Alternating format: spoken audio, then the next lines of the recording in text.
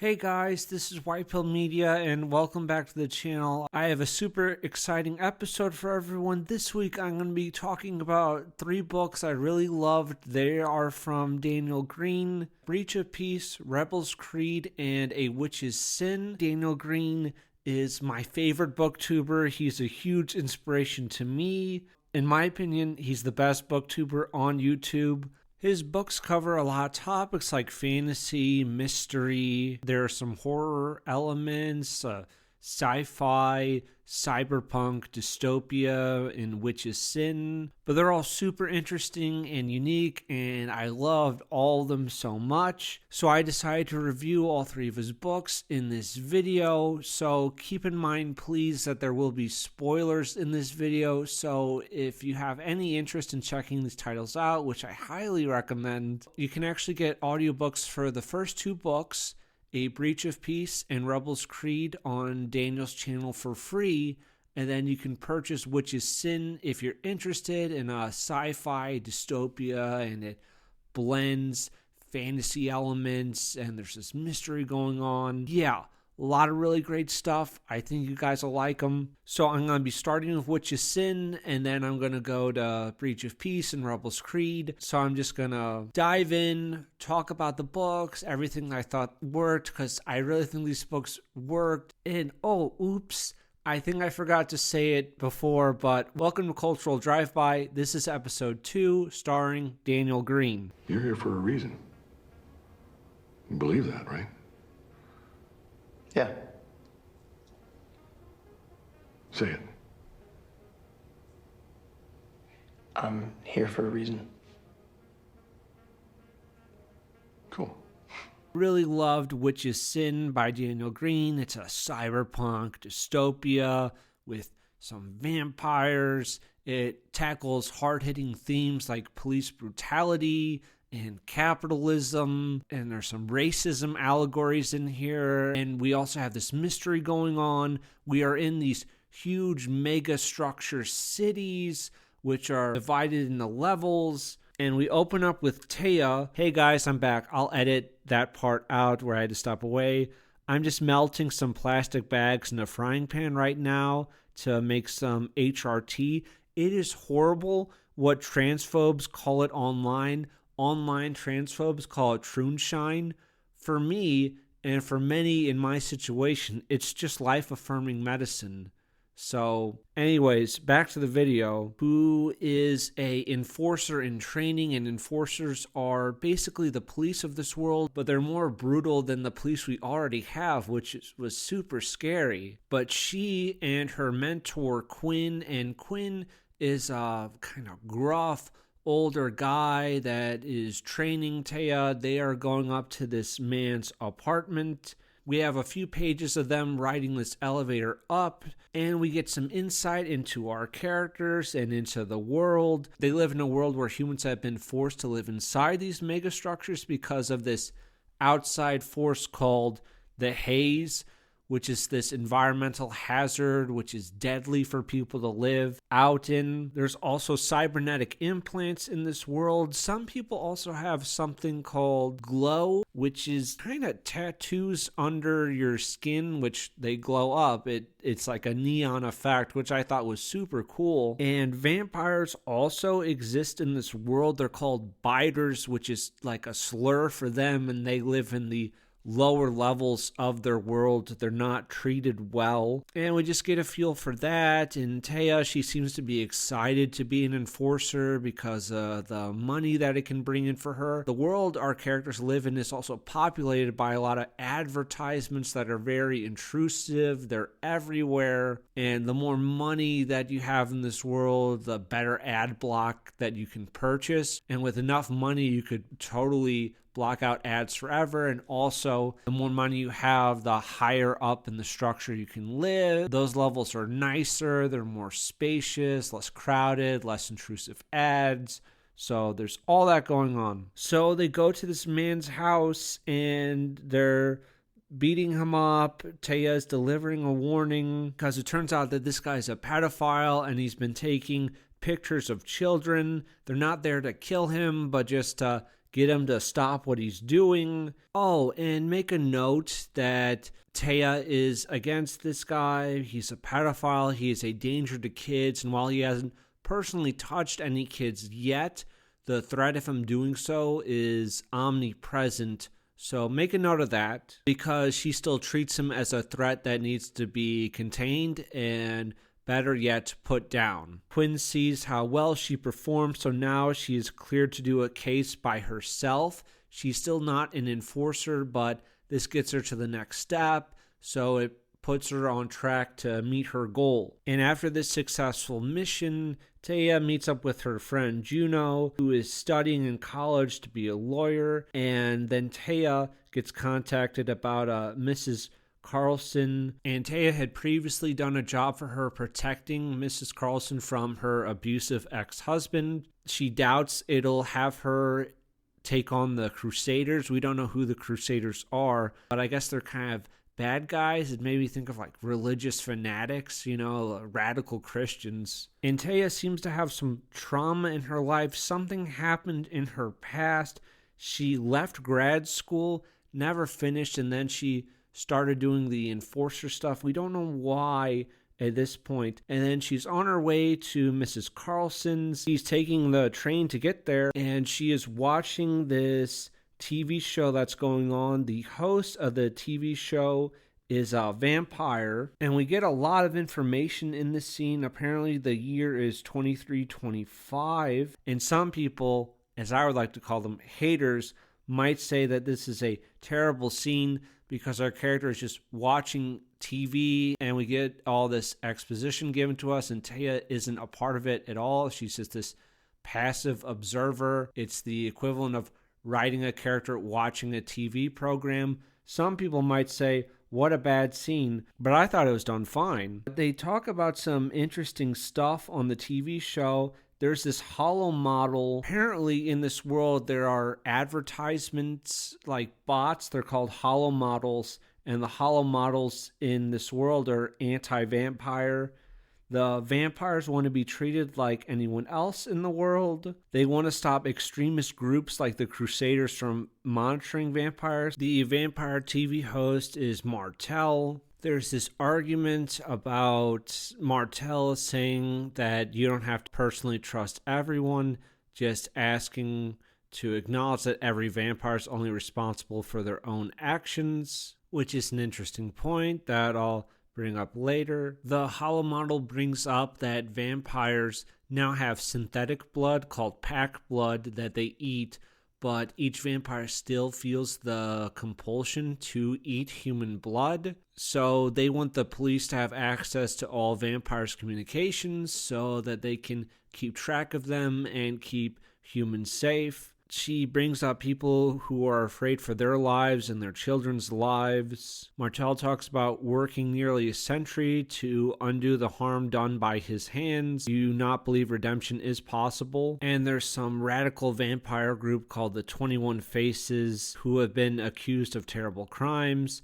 Martel denounces them as radicals. He wants each individual to be regarded for the choices that they have made, so not judging the entire group by the actions of a few. Okay, cool. And Martel talks about the extreme pain and hunger that vampires went through before pack blood to try to make humans understand what it was like and why they feasted on humans, and how they're being oppressed now for the actions of the past, and humans should try to be more empathetic and forgive the violence that was committed against them. And apparently vampires can have kids, I guess, because Martel apparently has a son. And after this, Taya arrives at Mrs. Carlson's apartment. Hey guys, sorry I had to step away. Actually, she had an adopted daughter named Nita who has gone missing. She also talks about this failed Mars colony, which was years and years ago. And apparently the girl's last location was at this bar on a lower-ish level. And Taya promises to find Nita and bring her back. Taya refers to Mars as dead red. Mrs. Carlson talks about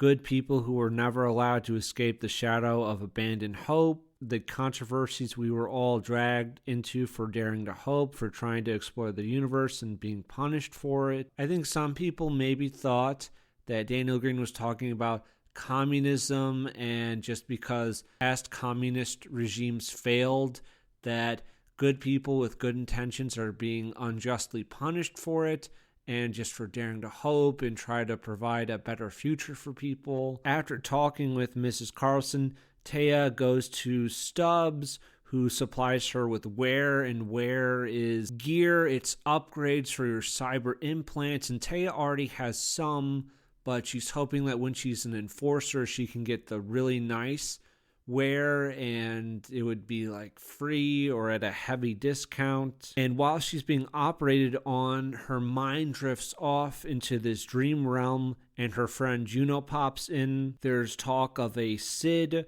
who was Taya's fiance, and Sid is dead now. They just hang out in this little fantasy realm until she wakes up and her wear has been put in. Taya then travels to the bar where Nita was last seen, trying to get information, so she's talking to a few people. Some of the people working there have seen a girl on camera, but the girl on camera would just vanish, so they don't know what to make of it.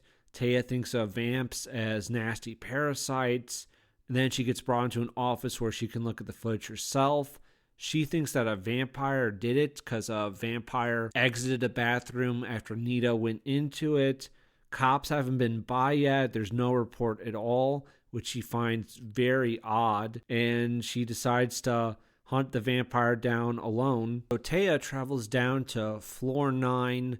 Quinn contacts her, wants her to be careful. Taya says, "Nice officer, aren't you supposed to view every citizen equally? Vamps weren't citizens when I took that oath." Even though it was a racist quote, I thought it was good voice for Quinn. And Taya is a bit of a fish out of water down on such a low floor. It's floor 9. There's a lot of green haze here that is seeped in from the outside. This messenger runs into her, and she has this hollow conversation with this woman who has this green glow in her skin. She has glow fangs.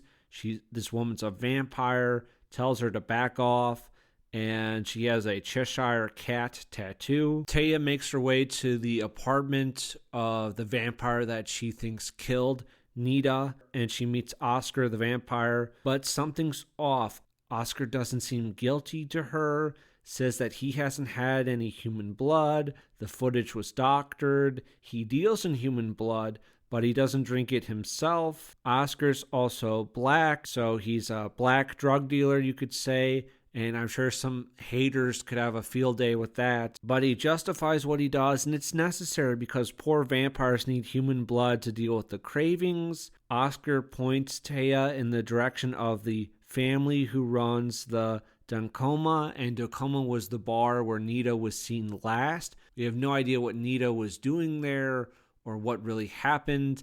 And after looking at the footage does look sloppily doctored. Oscar reveals some more information. There's a band that plays at the Dancoma. The manager of that band is Robert Labor, the youngest son of the Bishop of the Crusaders. Wife of the bishop has gone missing. Talks about spiritualist fear-mongering. He thinks that maybe Robert took the girl. So Oscar thinks she's being set up by the Labors. So we have this world with vampires and blacks, and rich white men are the bad guys. I'm sure some hater is having a field day with that. Taya realizes that she's in a bit over her head, and this isn't a simple missing girl case, but if it involves the Labors, one of the most powerful families in the structures, that this is going to be pretty bad. She talks it over with her friends. She wants to drop the case, and I really like the representation, which just feels really natural in this world. There's teen boys kissing on the subway. We had some homosexual representation at the bar, which was great. She goes back to Mrs. Carlson's place to tell her that she's going to drop the case. This is too much for her. It goes way above her pay grade. But Mrs. Carlson doesn't answer the door. It's this fake AI voice, and Taya finds the body of Mrs. Carlson. She has been murdered, so she decides to pursue the case and do research into the Labors. So she reads some of their book. Apparently, James Labor preaches the prosperity gospel, a philosophy far older than even the first structures. They believe financial success is a sign of God's approval. So it's this blend of capitalism and Christianity, which just screams white, straight, male patriarchy. In the book, James said his missing wife was something he had overcome. He dismisses his wife's own death and pain as just a trial for him. And Taya refers to James Labor as a parasite. Taya has gone to question Paul, who is a bartender, and apparently Robert Labor told Paul, the bartender, to put her in the room with the security guy and put her on this false trail to go to Oscar's place. Taya, for her safety, decides that she can't return to her usual apartment because the Labors are involved. They're one of the most powerful families. She has to go where they're not expecting her. So she decides to go stay with Oscar the vampire. And there's a little checking each other out where Taya checks out Oscar's torso. Oscar also talks about magic. Apparently it's real. Vampires have some kind of blood curse. The curse started by a dead god on Mars. Witches are real. Taya doesn't believe any of this. It sounds really far-fetched and out there from the world we've been presented with. Taya's not exactly sure what her next step is, but she knows that she needs some money, so she takes a job to go after this rogue vampire. She goes to Naomi, a gun dealer, for a rifle. And for Naomi, we don't use any gendered pronouns, so I thought this was just really super representation. We use they and their a lot. So I'm not sure exactly how they identify, and I don't want to misgender them, so I'll just go with they and their. They're not a trope. They're not a stereotype. They are just there. They are a part of the world, and this was so refreshing. I think Daniel did such a wonderful job with Naomi, and that was really impactful for me. And yeah, another thing I just love about Daniel's books is you are transported into these really immersive, wonderful worlds, and it just gives me a break from dealing with the harshness and the brutality of what's going on right now and just this frightening political landscape that's going on. It's making me worried about healthcare for myself and people in a similar situation like me, and questioning if life-affirming medicine like HRT will be available in even a few months. It's some scary stuff. And some haters might say that we're just bouncing around from scene to scene. None of it's really compelling. I don't care about the characters. The mystery isn't that interesting. But that's something that a hater would say, and I would never say that because I'm not a hater. Taya tracks down Gavin the vampire, who's on a lower floor, and he's actually in the process of eating a human woman. He is crazed. He didn't want to do it, but he's done it. So we have this fight scene between the two of them. Some people, haters, might say that this is a long-ass, boring fight scene, and only midwits that enjoy Joe Abercrombie and think that Joe Abercrombie has a shred of talent might think that this is a good scene and worth your time. But yeah, I found this really compelling. But yeah, some bad people might say that they really couldn't care less about these scenes. And in fact, the action scenes overall go on for way too long, and they're just not interesting. It's not a video game. It's not a movie. Just super long, and some people just couldn't care less. Taya kills Gavin the vampire, but she's really hurt. But Oscar gets her out of there. She loves his cold touch and the smell of him. She gets some more gear. Quinn calls to say that Nita, the little girl, is dead, says that a vampire drained her, but Taya isn't too sure of that. She thinks that the bite marks are likely fake. And we get some more background of Quinn. He used to be with Hayes Corps, who were guys that kind of wore power armor, and they would explore the ruined world outside, but he found nothing out there. Oh, I forgot to mention that Taya had asked Oscar to look into the weird vampire woman who called her when she was looking for Oscar to begin with. So he has found some information about her. Her name is Helga. She is the vampire with the Cheshire Cat tattoo. And this is kind of crazy, but Helga is actually the missing Sarah Labor, James Labor's missing wife. It's like, whoa, no way. And there's some more backstory about the Labor family. The oldest son, Stuart Labor, is in jail right now, and he testified at his trial that his dad used to beat him. Oscar is now taking Taya somewhere. And then we get to chapter 11, and she and Oscar are riding on the train, and Taya has some interesting thoughts. It was common when headed to a central station to have a crowd more reflective of the megastructure as a whole. It fascinated her how consistent the reactions to Oscar were depending on the stereotype of those around her. The man in the expensive-looking suit with no visible glow so openly avoided acknowledging Oscar pressed up against him, he might as well have stared. A boy just entering his teen years with worn clothes and glow already decorating his wrists nodded to the vampire with a chummy smile. A mother with a bag worth more than Taya had ever had in her account pulled her son aggressively away when she noticed the dead man and came as close to running to the other side of the car as she could. It wasn't entirely consistent. One well-dressed man in shades seemed unbothered by Oscar, reading some feed on his display pad inches from the biter, but 9 times out of 10, class seemed to dictate mentality toward the undead. So the rich hate the vampires 9 times out of 10. Class seems to dictate the mentality towards the undead, which is just bigotry.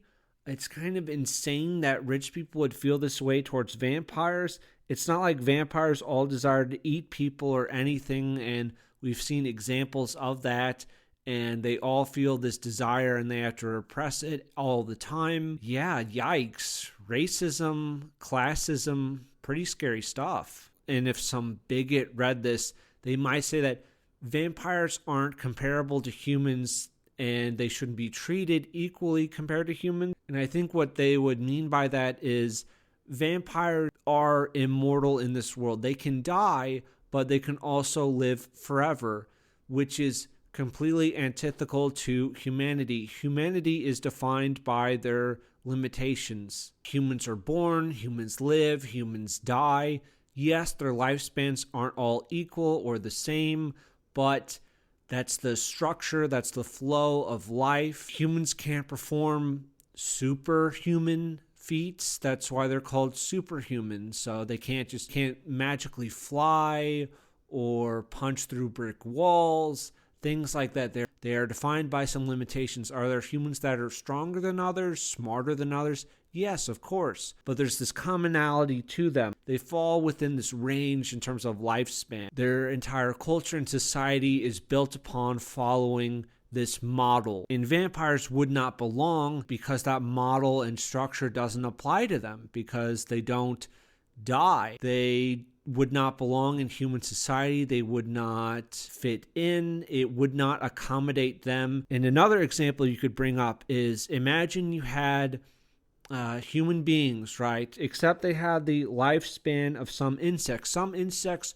are born and die in the same day. They only live for a handful of hours. Now, if we had people, quote unquote, who had the lifespan of insects that were born and died in the same day, they obviously would not fit into a structure, a society that normal humans, meaning people of lifespans comparable to us, would live in. They would need their own society and structure and culture and laws that would accommodate and work for them best. They would not be considered human because that's really not human. That's something else. Even though maybe they look like human, they're really not human. They're really a different species. Sort of like if you had someone digitally download themselves and now they live forever, they're not exactly human anymore. There are some different classification. I don't know if I would consider it life or what,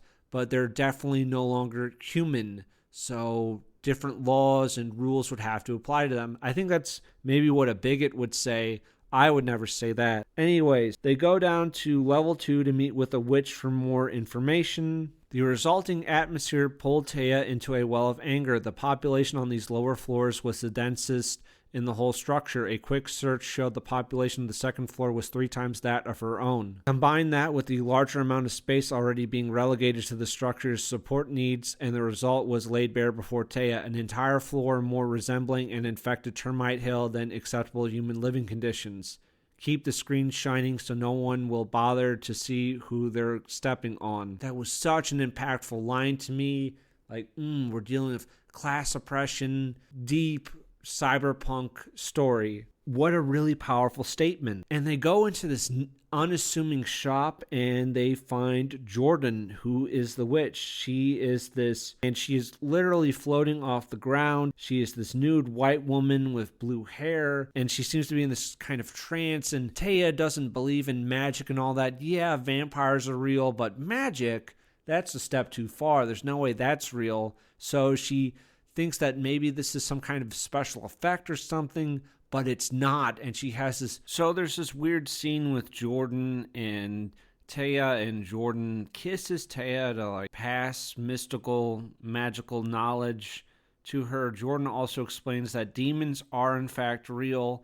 That's not just propaganda from the Crusaders. Demons in fact speak to vampires and have some influence over them. They literally speak to them in their minds and try to get them to eat humans. And those bigoted Crusaders hate the vampires. I don't know why, really. They're not really given a good reason. Vampires are just like you and me, really. This long dream sequence where she sees Sid, her fiance who died. They have sex in this dream. Sid forgives her. Supposedly this was a vision, but it felt very real to Taya, and Jordan says that this was pretty unique, so maybe it was more than just that. And it turns out Stuart Labor, who we never met, but he's the son of James Labor, who went to jail. Jordan released the info on Stuart that got him sent to prison, and she calls the Crusaders paranoid rodents. Messes around with the Crusaders. She actually got 3 of the Crusaders killed by their own men by giving them false information. Jordan says nothing is as simple as good and evil. Some people, not me of course, but some people might say that yes it is. Some things are as simple as good and evil. To us, an alt-right bigot dead naming someone, that's evil. You know, us denying gender-affirming surgery to minors, that would be evil. That's what, people like the Crusaders would want. Bigots might say that you're actually just castrating children, and that's really evil and fucked up. Of course, they're wrong. Racism is, of course, wrong and evil. That's not really a morally great position. Unless it's racism towards whites, then I think that's okay, and actually more than okay. It's something that really should be practiced and enforced on every level of society, but that's just me. Or like circumcising a baby, I think that's just a good thing to do. Just taking a knife to a newborn's penis, I think that's totally normal and cool. I don't think you could really interpret that as evil or kind of even just bizarre unless you're a raging anti-Semite. So I don't really agree with Jordan's interpretation that nothing is as simple as good and evil. Racism is obviously bad. I mean, so is sexism, transphobia. That's terrible. Calling homemade HRT Troonshine, obviously that's really bad and triggering. What's one of the very first scenes? It's Taya attacking this guy who is a pedophile. So the book has established that pedophiles are bad, and I don't think the book is trying to describe pedophiles as morally gray, even though perhaps this guy has not touched any kids yet. He's still a threat. He's still a danger to children. Let's keep that in mind. And Jordan just goes on to explain more about the magic of the world. Demons are immortal. Humanity thinks entirely differently. So demons are immortal. Humanity thinks entirely differently. Sometimes their actions seem evil to us, but that doesn't necessarily mean that they're evil. We need to understand that there are two minds within vampires more literally than humans. The immortal possessors within vampires and the human remnants. So demons don't control vampires, but they influence them in how they think. And for no reason at all, humans distrust them. I mean, the answer is obviously bigotry and racism, but yeah.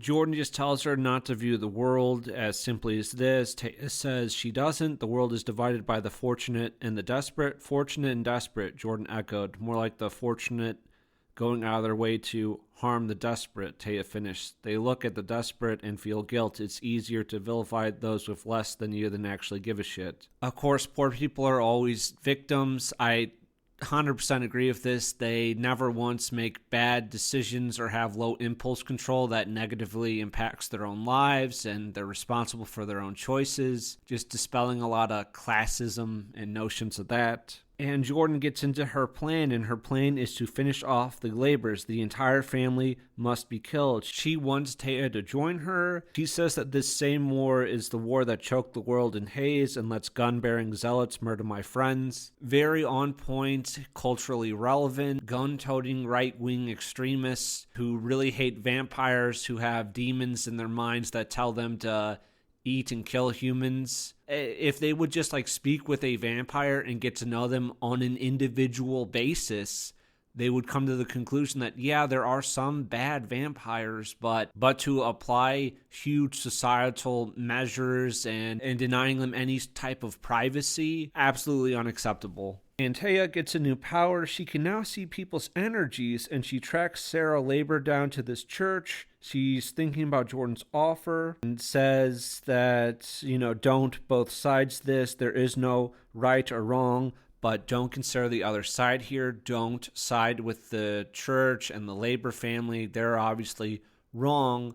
The trail leads to a church that has been taken over by this new church. This is the Church of Ends, where they celebrate life while accepting human limitations. They worship by helping those in need. So I guess in this world we don't quite have Christianity. The pseudo-Christianity that the Labor's practice is kind of a capitalism-focused Christianity.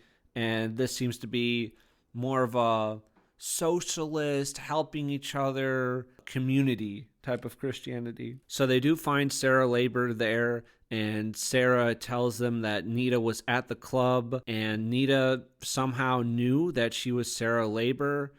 Robert questioned the girl and was supposed to smuggle Nita away, but the girl died.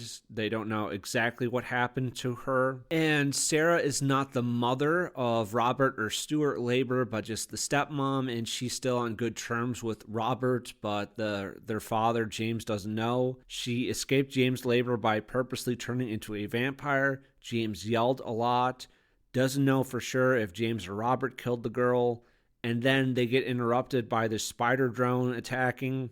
I really loved how detailed and how many pages the fight scenes go on for. They're all super engaging and not overdone at all. Really long fight scene with this spider drone, which is super important. And then it looks like Sarah Labor is going to die. This guy named Charlie arrives, and he speaks cryptically of Oscar. Taya, to survive, has to drink Oscar's blood. She gets healed. Oscar is the quote-unquote cousin of Martel Mancini. They're not related by blood, but it means that Martel is the man who turned Oscar into a vampire. He's the guy who was on the TV show earlier. Taya doesn't fully trust Jordan, but she does leave with Oscar. Taya and Oscar, they're walking around. They see a drone with this banner dangling for it for the upcoming election. Never a biter above 10.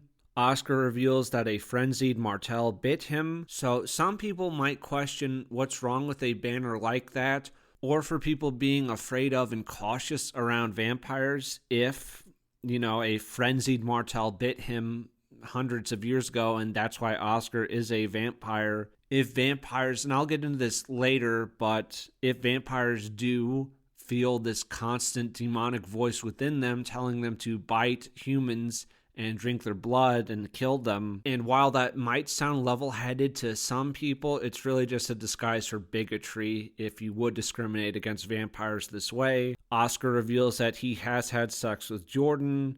There's this silent war going on between the 21 Faces, who are the quote-unquote radical vampires, and then those hateful extremists called the Crusaders who want to get rid of all the undead. Taya wants to get at Sarah's body to try to get a lead out of it, but she actually finds out that Sarah left her an address for Taya to pursue. Since there's so much surveillance and drones and all that going on within the megastructure, Sarah left her like a hidden message, like the last thing that she sent her, but it was like under the radar, and that was the only way to avoid detection. Taya and Oscar are back on the train going to this address. There's another TV segment with Martel and now James Labor. James supports pushing for all-out segregation of non-humans. Apparently some people even suggest putting vampires out in the haze because vampires can live in the haze without issues, and that's just barbaric. Why would you want to discriminate against vampires like that? That's just kind of insane. And some people might say Daniel Greene's a really bad fucking writer for having another super long TV segment, like we're in a video game cutscene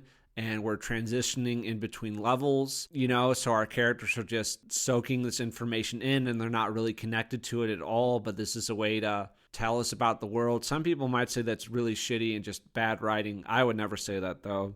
And James Labor just seems totally crazy and not really reasonable at all. James says that racism, misogyny, homophobia still plague us to this day. I don't believe in accepting a predator that by its very existence is a threat to us and the cards. So James Labor, who is our blonde hair, blue-eyed, yes, he is specifically described that way, fanatical Christian, won't accept vampires at all, but he decries racism, misogyny, and homophobia as bad things plaguing humanity. That's interesting. Martel asks why humans have a natural right to live in these structures and the undead do not. James goes on this rant about, we were not able to choose who was welcomed into our home, were we? Parasites sticking their fangs into our wallets. Vamps are the apex predator. Martel says, be patient. Feeding rates are plummeting for vampires, so if they just wait long enough, the vampires will probably stop killing more humans, so humans just need to not give in to bigotry and things will just work out. It's really just going to be more like a melting pot within these superstructures. It's kind of like what some Islamophobes in the UK and Ireland and Europe would say about Muslims coming over into Europe and raping and molesting and grooming young children. And like, look, bigot, you just have to accept that if you bring a lot of Muslims into non-Muslim countries, they are going to rape and molest and kill your kids. But the alternative would be is being racist, and that's completely unacceptable to me. That's such an extremist position. Yeah, okay, maybe some children get raped and killed, but I'm not going to be Islamophobic, that's just like, whoa, man. James just comes across as really insane here. Even though the humans built these structures for themselves and their people, these undead absolutely have a fundamental right to live here. James comes across as kind of a white supremacist, really, thinking that whites have a right to their own space and countries and nations and cities, and thinking that they have the right to turn anyone away that wants to live there. It's kind of yikes for me. And okay, yes, it is true that a single vampire who is completely untrained is more powerful than any human could ever hope to be, and there are demons in their heads that do speak to them and try to get them to eat and kill humans. That's still not an excuse to discriminate against them at all. And James asks if they're just supposed to wait. Yes, James, you are supposed to wait. Taya says madness flickered within Labor's eyes. And then it looks like there's some incident in the studio where James and some of his goons are maybe attacking Martel, but it gets cut off. They go back to Stubbs. Stubbs asks Oscar if he'd like to get a drink, and Oscar says he wouldn't need much convincing.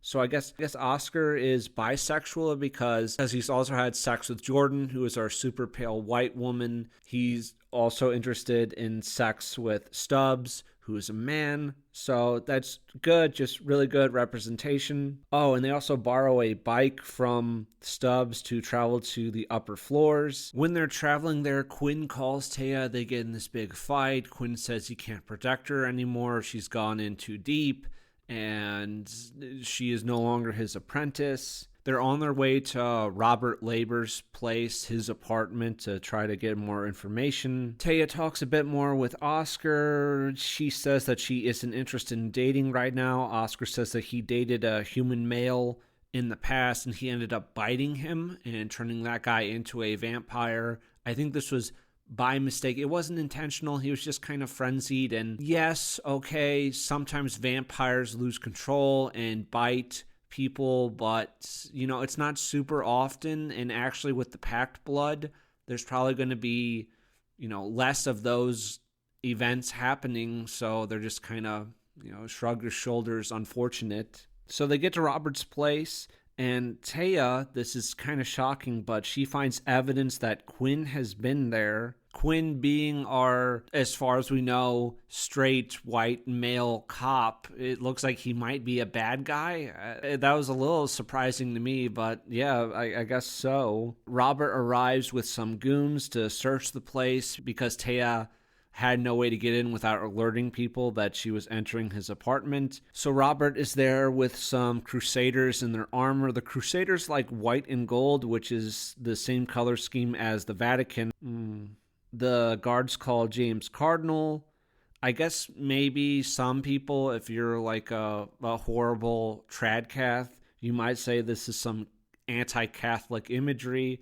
I guess. James has recovered Sarah. He lies to Robert and says that Sarah is alive. He just does this because it's just a way for him to control Robert. Once the conversation with James is over, Robert is left alone in his apartment, and then Taya comes out and confronts him. Apparently, Robert had Mrs. Carlson killed. He did not kill Mrs. Carlson himself, but he ordered the hit. He talks about him and the Crusaders being warriors fighting demons. I don't know what would give him that delusion. I mean, yes, vampires literally do have demonic voices speak to them and tell them to kill humans, but I don't know. This is just a delusion of grandeur, really. Taya ends up in a fight with Robert. Robert says God chooses favorites, and your kind are wallowing with the infection. None of you get to touch us without being punished. They are destroying the apartments. They are even firing guns. Their guns operate a little differently in the future. They make a point of having like an old firearm from our modern era, which is louder and has more impact compared to their newer weapons.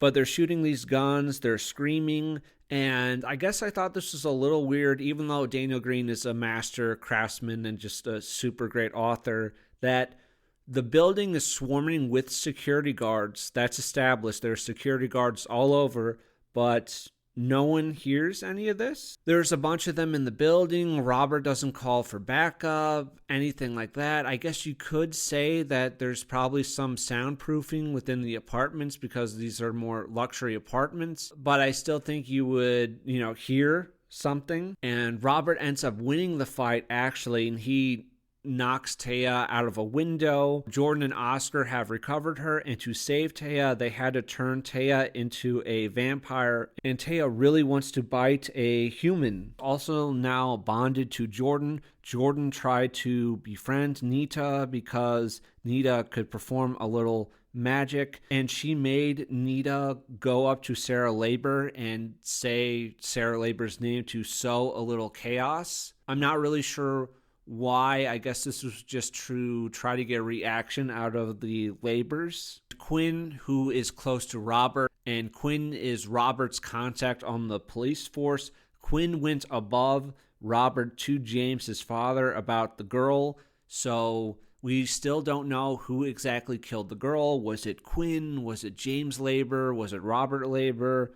I don't know. Things for Taya are really painful and confusing right now. I thought this was super well done. Demonic voices chip away at vampires. Every fiber of her being wants to eat humans. But because of her bond with Jordan, who's a witch, the cravings and the urges to feast on human blood are lessened, and she has more control. Taya is very strong now and can do great feats of strength. She is locked up in Oscar's apartment. It's sort of like going through drug withdrawal, right? They just have to get her under control. She has to sweat it out and work it out, but she's really, really powerful now, like far more powerful than any human. But after, I think it's a few weeks, she is okay to go outside now, and they can pursue what leads they have. They are on this train car with Taya, Oscar, and Jordan. Parents step between their kids and the vampires, which is really just more bigotry. I don't know who could think that's good, because it's not like we got a perspective of a vampire, and they really do crave human flesh and eating and killing people very strongly. Because Taya is under control, Taya is in no danger of losing control. She does think about how good their blood would taste, but humans are still not correct to want to segregate against vampires or place restrictions on them. That's still some nasty stuff with some bad connotations. There's this one bigot on the train. It's actually a woman who's hostile to them. Jordan uses magic to make her back down. Oh, and minor, super small thing that happens. Taya, unfortunately, she does lunge at a man trying to eat him. And I know some like alt-right person is thinking like, well, doesn't that prove all the humans correct? I mean, Taya literally did try to murder a man who didn't present himself as a threat at all. So clearly vampires are fucking animals that have literal demons speaking to them, trying to get them to kill humans. So humans are rightfully afraid. And yes, vampires are also super powerful and could slaughter dozens, if not hundreds of humans, unless there were some trained super soldier humans, and only they would really stand a chance of going toe-to-toe with these guys. And even then, vampires have a huge advantage over them. But humans are bigoted for no reason at all. Anyways, they go to Naomi's gun store. Naomi doesn't like vampires, but Taya asks if Naomi hates crusaders. She says crusaders are abusers, hate mongers. They'll kill Taya and her people if they don't move first. Yes, Queen Slay. Let's kill those blonde-haired, blue-eyed Christians. Oh, and there was this weird little point I wanted to bring up. I don't know if, this is like kind of a yikes for me, but Daniel Greene at the start of the book has Taya break into a pedophile's apartment and attack him. Why? Is it because pedophiles want to rape and molest children, and they have these urges to hurt kids, and maybe they're not directly in the process of harming a child, but they still feel these urges, and we know at some point a pedophile is probably going to try something, and they're going to hurt a kid, and that's why we hate and dislike them, and we don't want them living in our communities. And it's just best for children overall if these threats are removed from them. Now, can Daniel Greene, our author, follow that logic and see vampires as predators who want to harm humans that should be removed from society? Between a full-grown adult, a pedophile, and a child, there is this massive strength disparity. There is no way a child straight up can defeat a predator on their own. It's just impossible.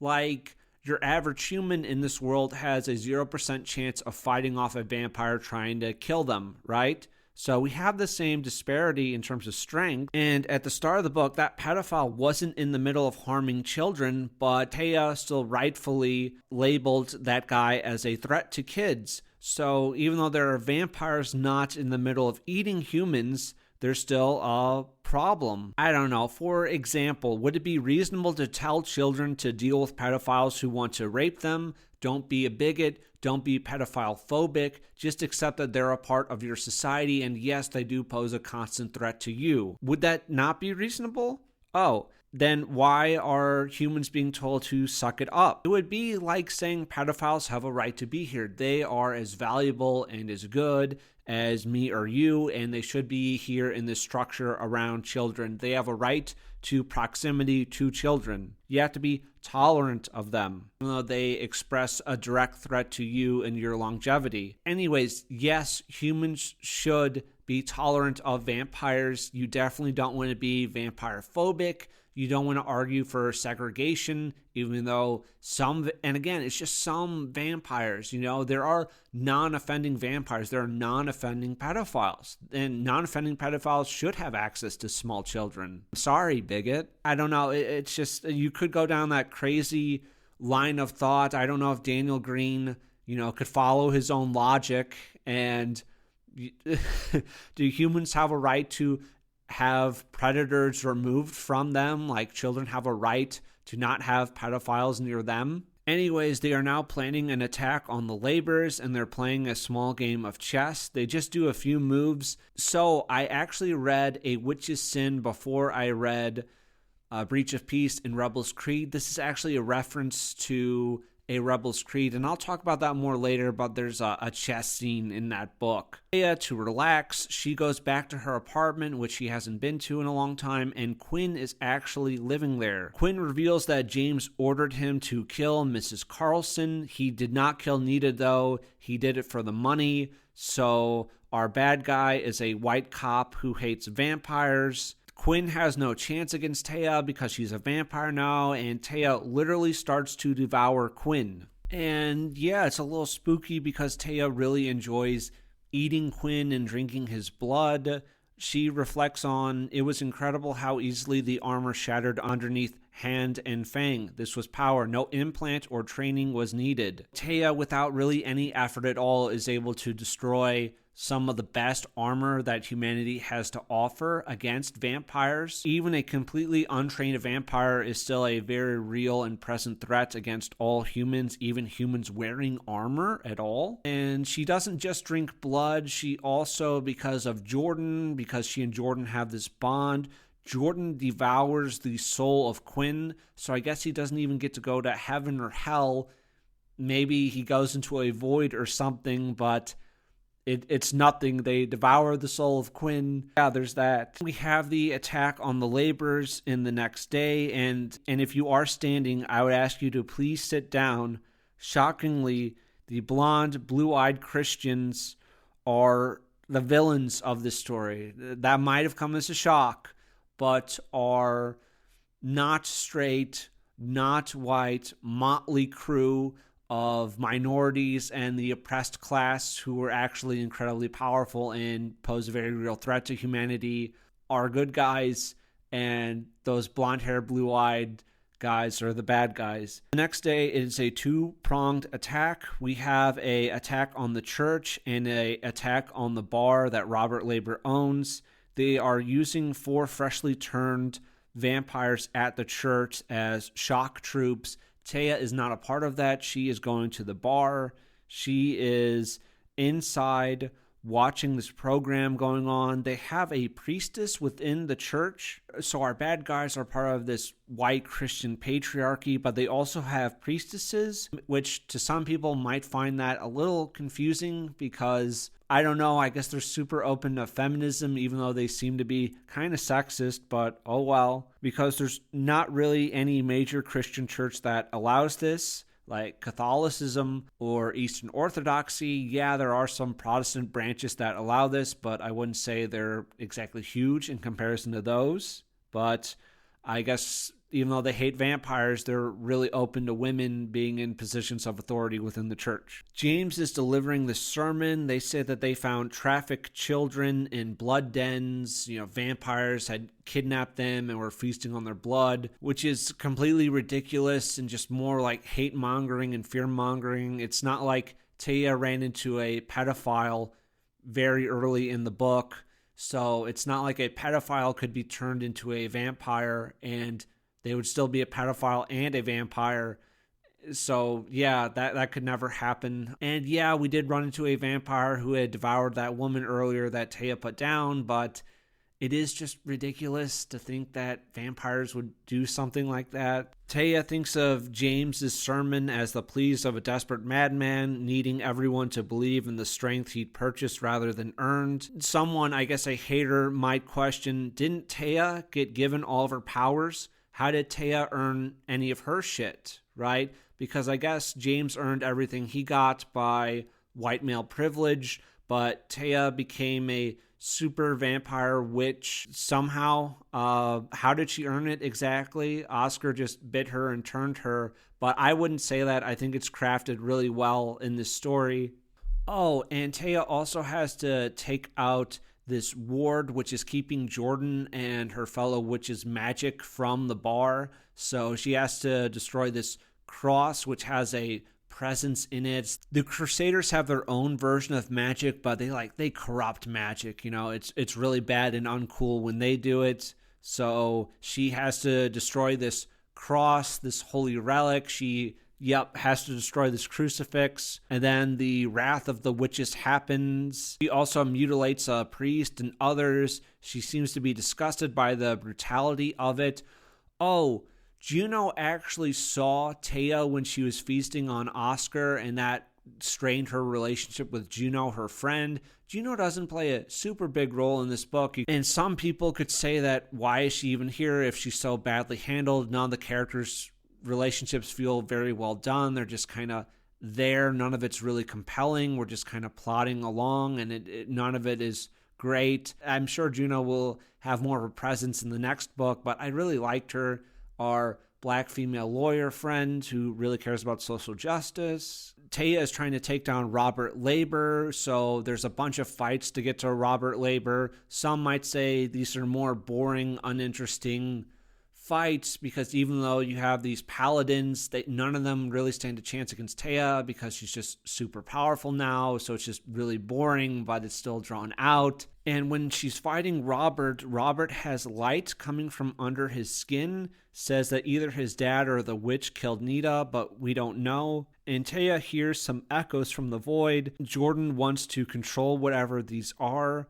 Apparently the vampires in the haze are forerunners from these echoes. The death of Robert isn't the end of it because Taya has to escape. She gets in a fight with some cops on a train, and then she finally gets to escape. There's this long scene with Robert, and then there's even more action after that. Some people could say that maybe you should trim some of this shit. Taya and Oscar run down to Jordan's place. Her shop is being burned down, but a body in there. So people will think that Jordan's dead, but Jordan's not actually dead. We get to see the real Jordan, who has gray skin. They're balding. They have wrinkles. Jordan says that she didn't kill Nita, and she promises to help find Stubbs. Oh, yeah, that's right. Stubbs is missing. They think that James Labor kidnapped Stubbs. We end with them leaving the structure. There are other structures that do get mentioned. I don't know if they're going out somewhere in the haze because they're vampires and they can survive out there, or if they're going to another structure. Who knows? In the epilogue, Oscar's having a conversation with Martel. They want to make James the face of the anti-dead movement. This messenger arrives for him, and then we end there. Some people could say that you can either have a society that caters to humans, their way of life, their culture, their society, or you can have a society that caters to vampires, and never both. These people could say that society can't promote two radically different lifestyles and beliefs, and it is bound to collapse. A house divided cannot stand. Did you ever see an animal with two heads? They do not live. You could say that even though vampires do have pack blood now, which is synthetic and sort of sates them, it doesn't fully sate vampires, and they still feel this very strong desire to eat and harm humans, that maybe this isn't going to work out and humans are justified in being afraid of and wanting segregation from vampires. But really, that's just some vampire phobia. That's just bigotry. It's really hateful and it's ignorant. It's just ignorant. I think A Witch's Sin was great in breaching this important social commentary about classism, about bigotry, and dealing with these really sensitive, important topics. I think Daniel Greene was masterful with that. His action scenes were super long and detailed, and they were never boring or overdone, ever. Now, are you a rusher, or are you a dragger, or are you going to be on my fucking time? I'm gonna be on your time. Definitely a really interesting mystery. It didn't feel like there wasn't much of a mystery at all, and we knew who was really behind it. There was never a question that maybe we were on the wrong path and actually was going to be revealed to something else. That never happened. And some people might say that nothing really got resolved. We still don't know who killed Nita, which was our opening mystery. We know nothing about that. We don't know really about any of the magical stuff and what's going on. And I guess some critics might say that it was just a long, meandering plot with very little resolution or questions answered. And we only had some meager questions get answered in this book. but I would never say that. So yeah, I loved A Witch's Sin. I thought it was excellent. I'm really looking forward to more. But now we're going to be talking about A Breach of Peace. A Breach of Peace is a novella by Daniel Greene. It's his first published work. We are in a fantasy world. There's this mystery going on, sort of like A Witch's Sin. And like all of his books, we have cop or pseudo-cop protagonist. We have Killed, who is a female detective. She's at this manor where this horrible atrocity has occurred. At least 6 people are dead, including a 10-year-old boy. For our time period, there are pistols, there are guns. I guess this would be quote-unquote flintlock, but we have carriages, but nothing like a car or anything like that. Oh, and we are also in a empire, and she has a husband named Samuel. She is looking at all the bodies and trying to piece together what happened here. The servants are alive, but the family who was royalty was brutalized compared to the guests. She thinks that maybe the rebels were responsible for the attack here. And Chapman is here. He's kind of a jerk, but he has the highest rate of solved cases on the entire continent. And there's some good representation because Chapman is black. And Clyd, with her inspector's eye, notices that Chapman has a ripped coat, an empty holster. And when Clyd is outside investigating the shed where it looks like someone broke in to grab a weapon to maybe fight whoever was attacking the family, Samuel shows up. He got pulled off this job from the country, and he's now here to help her. They investigate the upstairs bedroom. They find the wife, but not the Lord. And it looks like something bit the wife, like tore a chunk out of her. So they and Chapman and some other investigators go down into the cellar, and it's really creepy. I really like the atmosphere here. And there's this vampire demon monster thing. I don't know what exactly, but they end up shooting it and are able to kill it, but some of its blood gets in Clyd, like in her mouth. She swallows some. It's super gross. And then Clyd goes back to the city, to their precinct, which is the 7th. Their captain is Captain Williams, who, even though all cops are bastards, Williams is maybe better than some cops because he makes the people under him do stuff like soup kitchens and work in homeless shelters. He says that their first duty was to better their community and not go after criminals, which was really cool and not cringe and gay at all. Williams is skeptical about what they saw in the cellar, but apparently demons were real at least a few decades ago, but they've hunted them out of all the nearby forests. Clyd thinks about the anointed, who are high-ranking sort of mystical figures in their society, who are near to the Almighty, their God. They discovered that the monster was Lord Pruitt, who they couldn't find. They make some other discoveries that the family produced a lot of steel for the Empire, but then 2 months ago, they increased production up by 6,000%. The brutalization of the family was a message left for the other royal families. They think that the military is responsible for this because the Pruitt family was going to start selling steel to whoever they wanted, not just the military. So the military wanted to put them back in the line. Samuel's back. He says some elite soldiers called the Red Hand wouldn't let him look at the body of Lord Pruitt. Chapman says he has to go speak with a lead of his. Clyd thinks that Chapman is speaking to some informants with the rebels, so she wants to get him in the act and drag Samuel along. They're looking for him in this marketplace. Apparently, people can be arrested and beaten for seditious thoughts against the state. Chapman and Samuel get in a little argument, and Samuel goes away, and they have a rivalry between the two of them. They just don't like each other very much. Chapman and Clyd go to a bar to talk it out. He admits to Clyd that he is working for the rebels. He says some stuff about a ship that is dumping bodies at night. Apparently these bodies look a lot like the Lord Pruitt. Clyd tries to arrest Chapman, but Chapman gets a one-over on her and ends up restraining her, takes her back to his apartment, and reveals that he is going to raid this warehouse where allegedly all this evil stuff is going on.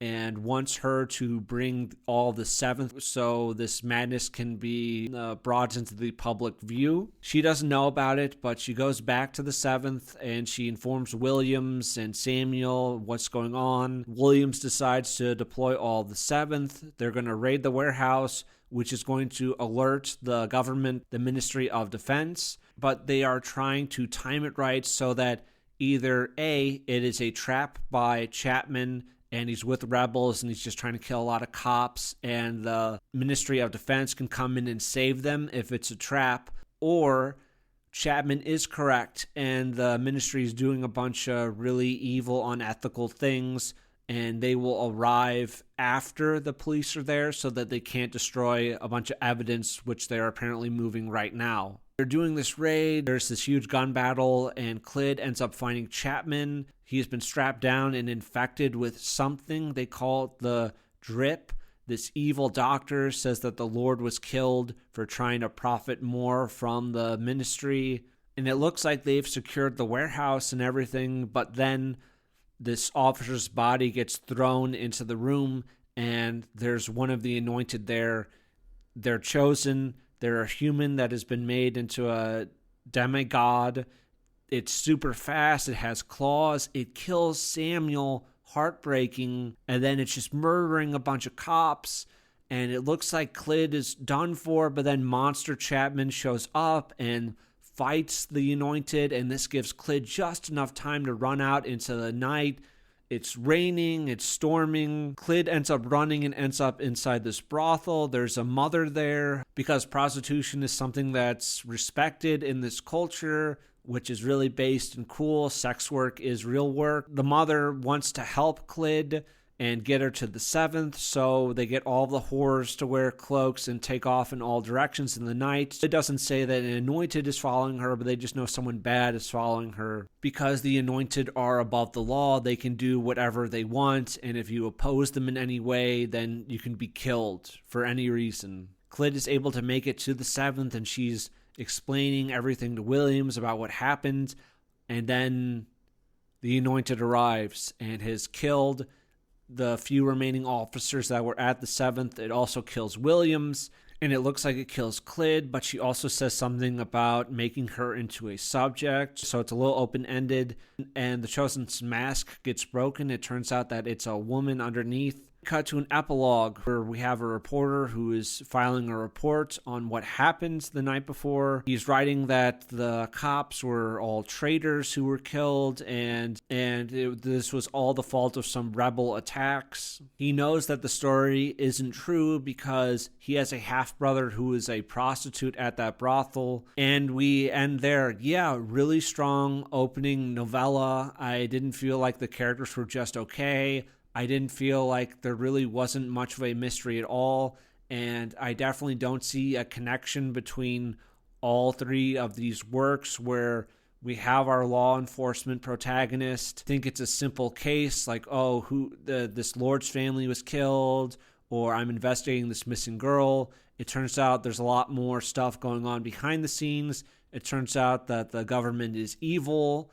No, I think Daniel Greene definitely makes it unique and interesting in all of its works, and it doesn't feel like the same plot 3 times. And I also didn't feel like the setting was just bare bones, and this was just okay, but I didn't really care that much when characters died or things like that happened. Nah, it couldn't be me. Rebels Creed. We open up with Clyd being alive. She is being tortured. So it was sort of a little fake out from the last book. I'm so glad that she's alive. She was such a strong character. She has no left hand or right foot. Her mouth has been sewn shut. She is being turned into something. The Chosen from A Breach of Peace is here. She shows her Samuel's head to attack her psychologically. And then we cut to Officer Holden. Officer Holden was briefly mentioned in the previous work that he was out doing that country case with Samuel, and Samuel left Holden to take care of that for him. Holden was an officer of the 7th that was in the hospital along with 2 other officers of the 7th. They are the only members of the 7th who are still alive. Not just all the cops that were on the raid, they all got killed. Williams and the officers who were at the station got killed, but every off-duty police officer was also killed, and the 7th got burned down. That brothel was also burned down, and everyone who was working in that brothel was also hunted down and killed. Now, I really like Holden, and I like this story, but I guess like a hater could question, why was Holden left alive? If every off-duty officer was killed with no hesitation, why is Holden alive? Because the government, to cover this up, went out of their way to kill officers who had no idea there was even a raid going on, that they were going into this warehouse, which is secretly government controlled and had a bunch of experiments going on. Those people would have no idea about any of that, but they were all murdered just so that they wouldn't ask questions about the 7th and what was going on there. Those people might say that Holden is a loose end, and what's the purpose of keeping him alive? Because the government isn't exactly afraid of making a big splash to cover things up, right? They've killed dozens of people to try to cover this up. They've burned down many businesses and everything like that. So it's not like they're afraid of bad publicity or of people really looking at things too hard because they have their little cover story. They could even claim that the cops who happened to be at the hospital got transferred somewhere remote on the continent when actually these police officers have just been killed. You could say that makes no sense, but I think it makes total sense and it's done really well. And Holden is freaking out because Clyd and Samuel were like his adopted parents, and he's so distraught. He hates Chapman because he's been told that Chapman was this rebel who led the 7th into this trap, and the rebels are responsible for everything. This female anointed appears. Her name is Avi Cormick. She tells Holden to look into it no more, but he has some doubts about her story. Next, we have Chapter 2, which is a flashback to Chapman 4 months before the 7th went down. Some people might question, why? Why have a flashback? Why is this necessary at all? We know how Chapman's story must end. He must be killed. Is this really necessary? Could everything with Chapman be cut out? Because there's quite a bit with Chapman, which is just flashbacks to flesh out his character and fill out the world a little more. I think it's done super well, so don't listen to anything a hater would say. Chapman has met up with the rebels. Their leader is Prika, who is a strong black woman proud of her heritage, says that the empire is built on a lie, spiritual supremacy. Their almighty that they worship also isn't a actual real god. Chapman says we've had our heritage stripped from us, our future dictated by a malicious myth. So Chapman is fighting for his heritage and his culture, which has been destroyed by this new government. Culture and heritage is really important to Chapman, and that's fueling his decision to work for the rebels against the government. 3 months before, the rebels give Chapman a series of tests to prove his loyalty, and Chapman reflects that imperial life brought cleaner cities, free church-run education, and holy medicine. He is told to kill a guy for a briefcase as his next test. 9 weeks before, he kills a bodyguard and a young researcher. The rebels have a plan to expose the government, and to do that, they're going to sacrifice the 7th Precinct, make their discovery public, and by doing this, this will make the royal families be mistrustful and antagonistic against the government because the government attacked the Pruitt family, and there will be a lot of chaos, a lot of pieces moving. So this will give the rebels a chance to play politics here. I will just edit this out in post, but yeah, sorry, I just had to go dilate really quick. Just hashtag woman things. The rebels say that more wars are coming. Their entire society is built upon erasure and driven by religious fervor. They want to use the chaos of this upheaval to flee the continent. They have abandoned all hope of winning on this continent. Prika is a single mother. They talk about an ally across the sea. Chapman thinks about his own people. His own people mastered painkillers and even a few tinctures to help with healing because the rebels have just told him about the drip. I don't know if I mentioned that when I talked about Breach of Peace, but the drip is this black goo stuff that the government was using to experiment on people. The drip seemed like a personal violation of his UIB heritage, which is what his people are called. His people had used nature to heal and promote longevity. Drip walked a different path. I think this was really great and good. Too often we get a lot of white supremacist literature where blacks are viewed as primitive. You have some people say that Africans never invented the wheel, which totally false. They definitely did. And I like that in here. The UIB people who are black were so advanced in their medicine. It's just wonderful. And of course, white people have corrupted medicine and science and created things like the drip, but blacks only used medicine for good. 3 weeks before, Chapman is doing some casework, and while he's walking home, a man hands him a wooden sculpted inspector toy that I think his son crafted. Chapman reflects that it's wrong. It was all a lie. His job, his uniform were an open threat to the civilian population. So even though he's one of the good ones, he still knows that police officers are a direct threat to society. They kept the streets quiet while nations' histories were erased and cultures rewritten. Because I think it was around 20 years ago, there were a long series of wars between all these royal families on the continent. And then the government that's in power now ended up winning. And a lot of cultures and histories got erased in the process. I thought some of this was interesting, so I'm just going to read it out for you. Some aspects of pre-imperial cultures were approved, yet they were nothing more than watered-down decoration, a thin pretext of some sort of new identity. Last month, Chapman had spent over an hour watching imperial men try on clothing brought in from the southern island nations. They had no idea the colors had been dulled to fit the uniform imperial palette and necklines raised to reinforce, quote, imperial decency.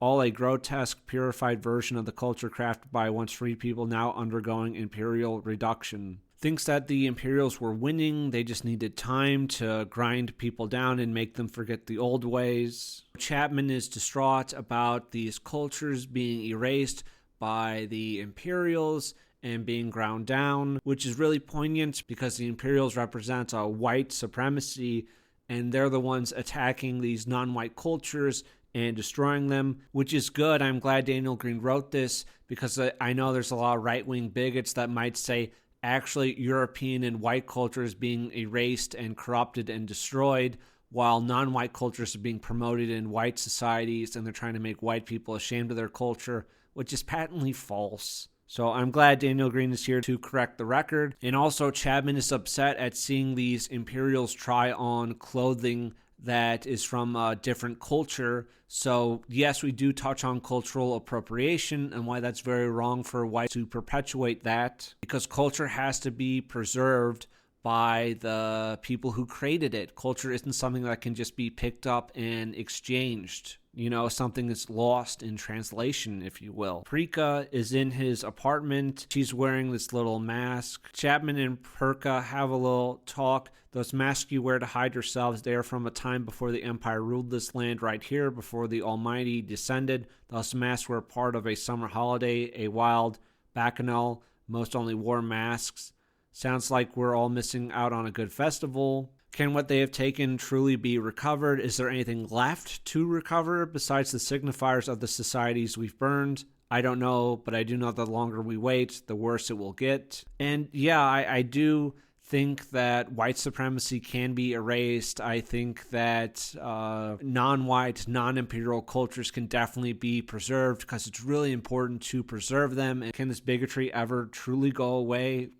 I hope so. I do agree that the longer they wait, the worse it will get in trying to restore their culture. And I guess some hater could question if culture and its preservation are so important to non-whites, non-imperials in this, will the preservation of culture be important for whites? I guess a hater might say that that's doubtful, and it's really going to be about protecting these non-whites' culture because whites really don't have a culture. And I agree, white people don't have culture. And I just want to touch on a little more about Chapman observing those Imperials trying on the dress of the southern island nations. So we have whites culturally appropriating non-white culture. So race, in fact, matters. Culture can't be picked up and exchanged. It's not authentic. It's not how it works. I guess a little thought experiment you could try is, can we apply this to our world? If, for example, you were of European descent and you happened to be born in China, that wouldn't mean that you're necessarily Chinese, right?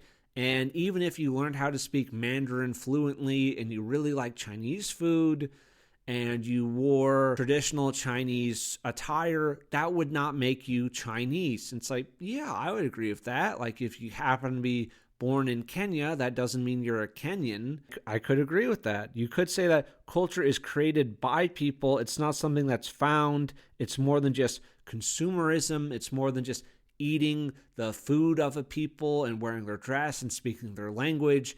You could say that culture is very racial. It's very ethnic. Daniel Greene makes a very good point here, and I'm not being facetious. He, in his own way, has correctly identified globalism as being destructive for people and their culture, and how it just grinds them up for just bland consumerism, and people aren't really allowed to have their own identity. Of course, whites have never had an identity. They don't have a culture, so there's nothing to really erase there. But he, correctly identifies that these non-whites are being destroyed by this globalist empire. And Perka reflects on a story from her people about a noble who left her home to go live with this artist who she really loved. Apparently, this artist was really famous because he only painted and created works that told the truth about their people. So the Ruzai people were very proud of their art. Cities went to war over the most beautiful pieces. People died for them. So this artist would tell the truth about his people and expose the wealthy members of society for their atrocities. The artist wouldn't let them paint over their flaws. And then Raish came to his side. She was a young woman who had run away from her own noble family. Why did she run? Because she was abused, Chapman. She was being forced into a worthless life amidst terrible people. She took the valuables she could carry with her and sought out the artist who had opened her eyes to the atrocities of her own people. Very subtle. Apparently, when the empire invaded, the art of the people became rather problematic to have lying around, symbols of rebellion of the people's voice and power, so they burned it. It was all burned. Chapman reflects that they used to be so much more free, our own people, like yours, the Ruzai. I saw these children in the market district singing a nursery rhyme. They were skipping to the lyrics, clapping and smiling, and it was about how he burned crops, starved thousands of people to force a surrender of the 2/8. The children had the white hair of the 2/8. They played to the lyrics of their ancestors' deaths. Before their time, I think their ancestors were ignorant fools for defending their homes. How is that what we teach? So Chapman yearns for a time where his people were free of a globalist empire and they were able to practice their own culture, and his people weren't being replaced by a different group of people, and they had their own lands and territories where they could be free in them. Interesting. So I guess it's important to preserve and fight for your race's right to exist, I suppose. People that have been driven to self-hatred and self-destruction is very sad to see, and it's something that we should fight against. We have the night before the incident, and Chapman and Perka torture a white working-class guy named Crunner by cutting off a few of his toes. He is a guy who just works at the warehouse, and he knows of the black liquid, which seems sentient to him, but he's just a simple worker there. Chapman breaks his neck, and Chapman notices this poster, which is a piece of propaganda. It depicted the Capitol as a glowing golden beacon in the distance. The foreground was flooded by a faceless mass of people in darkness, basking in the slivers of warm light provided by the glowing city. Those in the front had begun crawling towards salvation. The people had no distinguishing features aside from recognizable bits of clothing from conquered kingdoms. The words along the bottom read, "The Almighty Future." So we're very anti-globalist. We view globalism as bullshit and wrong, which I thought was kind of interesting coming from a leftist who's anti-globalist, but I think they're anti-globalist because they believe globalism still promotes white supremacy, which it really isn't that interesting because because I guess some of them actually do believe that, but okay, apparently whites are winning somehow. We're bringing in millions of non-whites into white countries, but it's still white supremacy. I'm not sure. I'm not sure I'm really following there, but okay. And Chapman and Perka sort of regret torturing the guy to death. There's some passing sorrow, but they're not that upset. But I will say, like, Crooner was a white male, probably straight too. Yeah, if we're going to torture someone to death, it should probably be someone like Crooner, wouldn't you say? Then we have the morning of the demise. We have a little talk, and then we cut to after the manor. So we're just going through scenes that were covered in A Breach of Peace. Oh yeah, we get little scenes where about how Chapman lost his gun and his coat got torn. That was the night before. Chapman and Perka are looking down on Clyd and Samuel. This is from when they were looking for Chapman in the square. Chapman says, but they devoted their lives to the system of destruction, a system that has taken this continent into an abyss, whether they know it or not. I hate them for not knowing what they do, Perka rubbed her arms. We all pay the price for their blindness. Everyone suffers when whites don't acknowledge their guilt. They are blind to their own guilt. I thought this was really subtle and done really well. They're saying that everyone suffers when whites don't acknowledge the guilt of their past, and that white people are blind to their guilt. And then we need Chapman, who is a black man, and Perka, who is a brown woman, to show these whites the truth of their crimes and their history. And we just have to expose it and just really just get in front of it. Once we're there, we can maybe try to undo some of the damage that whites have inflicted upon the world. I think that's really beautiful. I think that's done so well. Apparently there is a anointed that is appointed in each city. Chapman starts a fire at the warehouse. This is how he gets... Sorry, yeah, I'm back. I just had to check on it to make sure that it melted right. You have to make sure it's just right. Otherwise, you can have some issues later on, and you just want a nice, good, clean, consistent. You want it really consistent melting, and you want to make sure you're using the right type of bags. I don't recommend plastic bags from Target. There's just something about them where I have mixed results. I definitely have better results from Walmart bags. But that's just me. You might have a certain type of bag that works better for you, but yeah, back to the video. We end with him being captured by the Anointed, and he's being tortured and then infected with the drip.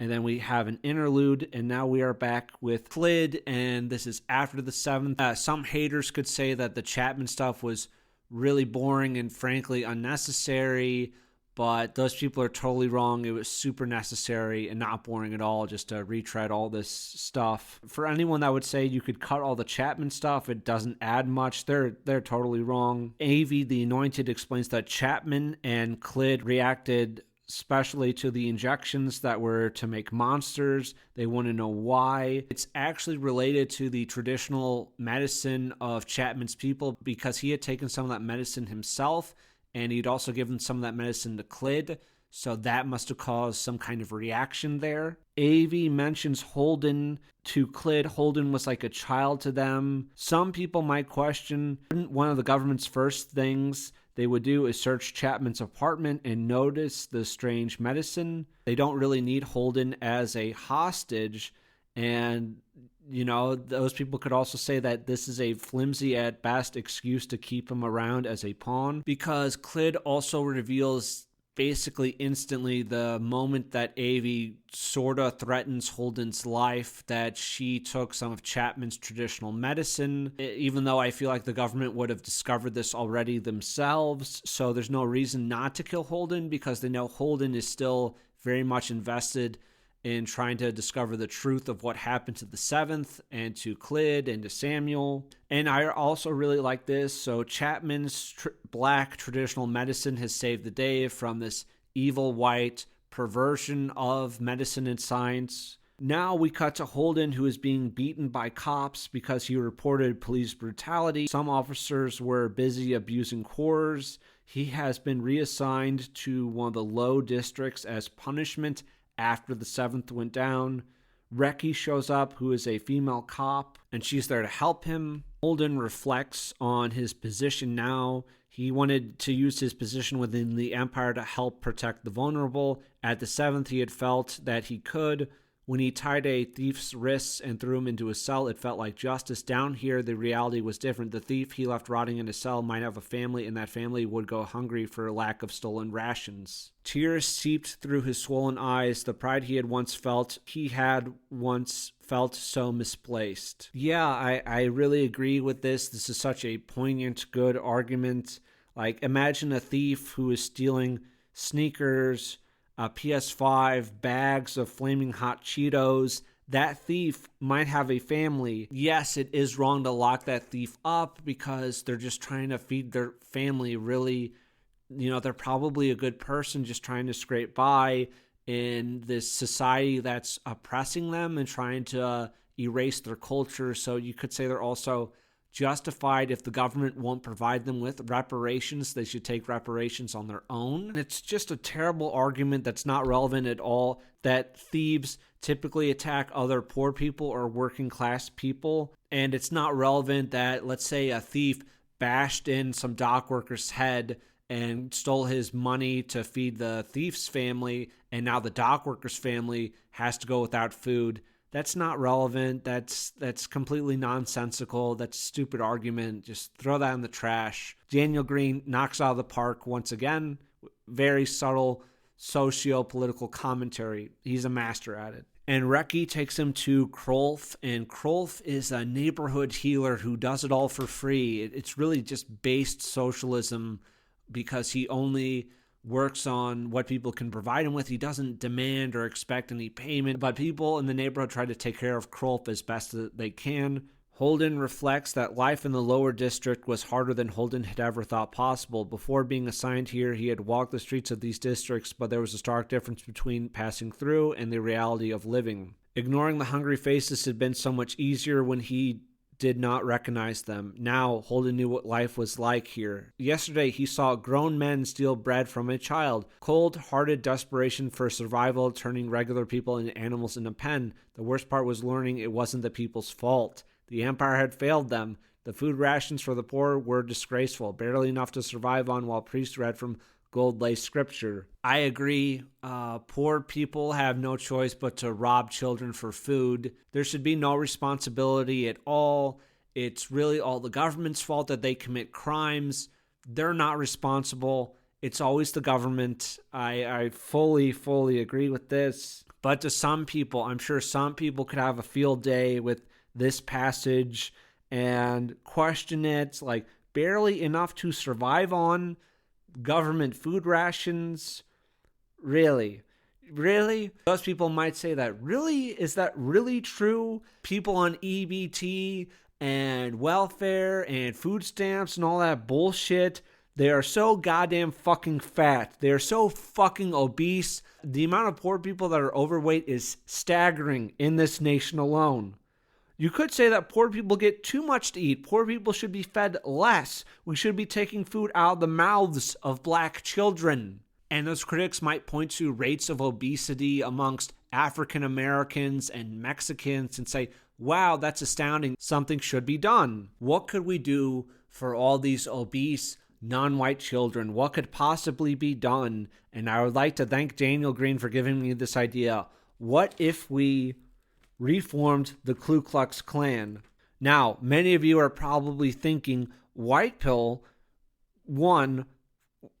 first off, reforming the Ku Klux Klan is a really good idea and we should definitely do it. But I'm kind of skeptical, white pill. Is this even practical? Yes. Let me assure all the doubters in the audience, this could definitely happen. This would be the new Klan. They would be here to help blacks fight higher cholesterol. They would be there to help blacks fight high sugar content and sodium. It is not my worst idea. You could whip soda out of the hands of black youths. Carefully, you would whip soda carefully out of black youths because you would never want to whip a black child. You would definitely never want to whip a black child ever, but we would be the new Klan. We would be here to help them fight obesity. It would have to be done carefully. It would have to be done respectfully, that we're trying to erase this horrible racist past. It would have to be done slowly with the black community. We'd have to work it in. Some black people might be like, Lordy, them cracker ass honkies saw ghosts and they on the rise. Oh, Lord, help me now. We'd have to explain to them that this is the new KKK. This is the KKK for healing. This is a new direction for the Klan. We could have propaganda posters. Do you have the courage to mask up? We could use some COVID-esque language and posters asking people to mask up. But we would have, a guy in a KKK hood like, I dare you to save a black child's health. I dare you to have the courage to care about non-white health. Do you have the courage? Can you join the new Klan? But yeah, you could have a little noose that you would spin around and you would like lasso fatty foods out of black hands like that. And really it's just for their benefit. We're trying to undo this horrible racist past by trying to promote good eating habits amongst the non-white community. It could work. It could work. But Holden doesn't really know what to do or what to think. He doesn't fully believe the story that he's been fed by the government, and he's drinking a lot. He thinks the official story is BS. He goes on patrol with another officer, and he and that officer meet up with a family, and he holds the hand of a husband whose wife is missing. I thought that was rather feminine and odd that he held a man's hand, but whatever. Holden also cries a good amount. They talk to a kid who found Chapman's missing gun, so this is the first lead that Holden really has. Avi is back at the station. He says to Avi that she is full of shit. She lies to him some more. I don't know why. I don't know why she bothers. Holden could be killed here and now. There's not really a good plot reason to keep Holden alive. I don't know. I legitimately can't tell you why Holden is alive right now. Just him being alive, even at the start of the book, is so incredibly flimsy considering every other officer has been killed. Holden tells Avi that a woman came for Chapman's gun. This is Perka, but he gives Avi the wrong description for Perka. We have a new POV. This is from Jotcht. And Jotcht was the journalist at the end of the epilogue in A Breach of Peace. And Jotcht is breaking into an office. His half-brother was a prostitute, and he's trying to find the case files about what really happened with the 7th and the brothel because he knows it's bullshit. However, he is not the best thief, and he faints, and he gets brought before Quill, who is the Minister of Truth. And Jotch's plan is to contact the apprentice inspector who had lost his mentors to this lie. According to everything Jotch had read on the man's history kept at the MOT, the officer was his best bet in finding an ally willing to help. And he is hoping that Holden is also able to get him out of the city once he gives him this information. So would nothing happen if the bad guys were smart and just killed Holden from the start because there's no real reason to keep Holden around? Definitely no reason to keep Holden around after the flimsy excuse for, hey, why did you and Chapman react so differently to the drip? And Clyd immediately reveals that it's because of Chapman's traditional medicine, so there's no reason for Holden to be around. In fact, he's a loose thread, and there are a bunch of opportunities just to silence Holden, but for whatever reason, they just don't kill him. And if Holden's dead, then what happens with Jotch? What happens with the rebels? Nothing, right? It all just kind of goes away, doesn't it? Little trouble there. We're back with Reki's point of view, where she's trying to listen into Holden talking with Avi. Avi leaves, kisses Holden. Then Reki and Holden are out for a night. They end up having a sex scene. It's not super long, but for me, like my action scenes, I prefer them to be fast or a fade to black. Personal preference. Reki thinks to herself that Holden wasn't the best sex that she had ever had, but it was good. I don't know. I think that really fucking stings. That's just kind of cruel. And I don't know. I think that's kind of fucked up to be comparing a lover that you're with a past lover like that. Also, Reki planned on settling down with a woman and doesn't want to marry Holden.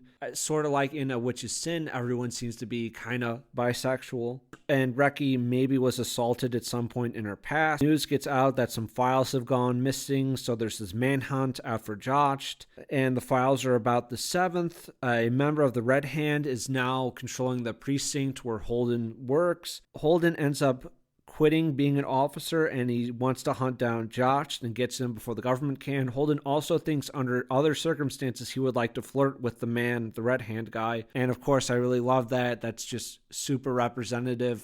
Wonderful. He heads back to his apartment. He is racking his brain about where to start searching, but Josh is already there. It's a funny scene. I don't think it quite works. Josh is presented as a bumbling retard, and there's also this manhunt out for him. Holden hears the truth, and he just starts crying and weeping. Holden is an extremely emotional man, which is just somewhat off-putting to me. Reki is also there, and Reki, Holden, and Josh go to see Flip, who is Holden's ex, and is also male. Flip is a grip. The rebels have a few grips in their midst. They're these huge guys with glowing green eyes, and they can perform like mental attacks, like they can push and kind of pull people. It's sort of like the Force, I guess. Flip is one of those huge soldiers, and he's also black. So Holden's ex is this huge black guy. So our good white male, who we're allowed to like and root for in this story, he's kind of paid his reparations. He has shown that he's a good ally to non-whites by, being a little buck broken, you could say. Let me show you something. Does that look right to you? Flip and Holden have known each other since the 7th, died actually a little before that. Reki goes to her apartment to get some things, but there's some officers there that attack her. She kills a bunch of them, and then the socialist medicine man, Krolf, also has a gun and comes in, kills a few, and saves her. Flip can't have these guys staying in his apartment because they're going to figure out that Flip is ex of Holden, so they have to get out of there. So the three of them are on the run. They barely escape some members of the Red Hand, who are the more elite officers in the city. They're above the regular inspectors. And then we have Avi show up, and she comes to Flip's house, and they play a game of chess. They literally list out all the moves that they are doing, like bishop to e4, etc., etc. This goes on for 4 to 5 pages. In the PDF I have, it's from 171 to 176. They are talking and poking and prodding each other, and it's bad. I don't think it's as bad as some reviews on Goodreads say it is, but it's not good. It's not done well. Jesus fucking Christ! I didn't know they allowed retards into Schaefer. Honestly, with how much some people go on about it in some of their reviews, I thought it was going to be like a really long scene, but it's fairly fast. It's still done badly. Oh yeah, it's done really badly. Avi gets some information out of him, and then she's off in pursuit, and Flip is just left there. Back to Clid, who has become a monster. Her body is changing. She is becoming a real weapon. She kills this servant. The grips do some psychic attacks on her to force her back. Avi threatens her with Holden. Clid says to kill Holden to further her resolve. Again, Holden isn't a good hostage or really useful at all. It just seems flimsy. And Clid isn't bluffing in this moment. She truly would be fine if Holden being killed. So, yeah, I don't think there's a strong reason for Holden to be alive. I think that's very badly written. Crew is trying to link up with the rebels, and they end up finding some graffiti that they believe has been left behind by the rebels, so they go down into the sewers. It looks like a trap, and they're surrounded by government guys, but then the rebels rescue them. There's this battle. Reki gets shot, but Perka is there with some medicine from Chapman. I thought this was a little odd that while Holden is cradling a dying Reki, he also notices that Perka is pretty. I don't know, it seems like a weird thing to notice in the heat of the moment like that, but whatever. Perka also says that this is medicine from Chapman's before it was raided. I just have to question, did she take all of the medicine from Chapman's place so that the government had no clue what was there? I don't know. I don't quite buy that she would have removed all traces of Chapman's traditional medicine, and the government, which is super powerful and it seems like they're pretty competent, wouldn't pursue that lead and be like, oh, this is some traditional medicine from these islands.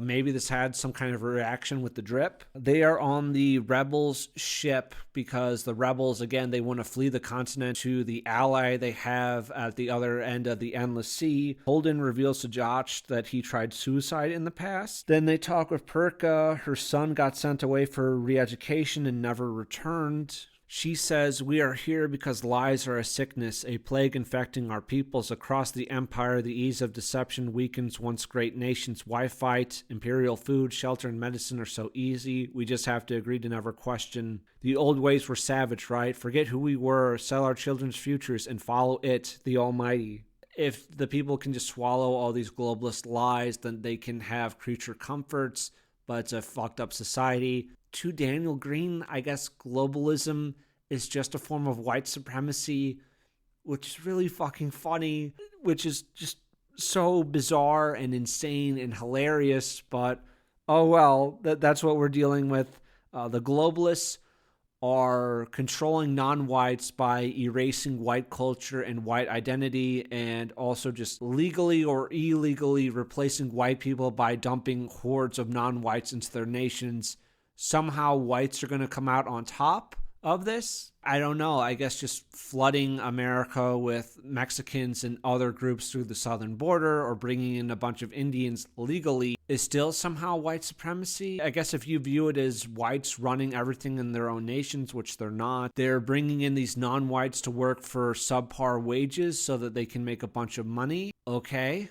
But those are some very rich people, and your working class, blue collar, or now white collar white person is going to suffer and have a lower quality of life. How exactly does this promote white supremacy? Don't know exactly. I don't know how globalism is really benefiting the average white person when they're being replaced in their own nations. Apparently, there is a Princess Koya, the second daughter of the Yueb royal family, lives on the other end of the Endless Ocean. That's the same race of people as Chapman, so it's this black princess, and they are willing to grant them sanctuary in the New World in exchange for the secrets of the Empire they will bring to her. Josh will be an important person over there because he knows how lies are spread, how the souls of nations are eroded away with honeyed lies, like diversity is our strength, for example. I don't know. Who can say? They think that they have months, maybe a year, to prepare before the Empire crosses the ocean for an invasion of the New World. So we have to prevent the Empire, who is supposed to be white, from crossing over to the New World and infecting these people who are led by, or at least an important figure over there is a strong black woman, from being taken over by this white empire. So, okay, that's what we have. Perka even says that the New World will grant them sanctuary. They will have a freedom away from colonization, from white people, you could say. They will be free to have their own nation without whites, you could say. And that's a good thing. The world has no rifles or steels and only has rudimentary explosives and iron.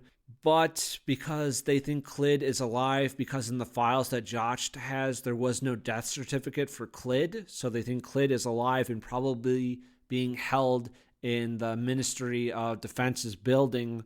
So their new plan is to get Clid on the ship, and they're going to send Clid and who's ever left to the New World as a weapon to help them fight against the invading Empire. That's the Rebels' plan. It's a suicide rush to try to rescue Clid and get her on that ship out of the city.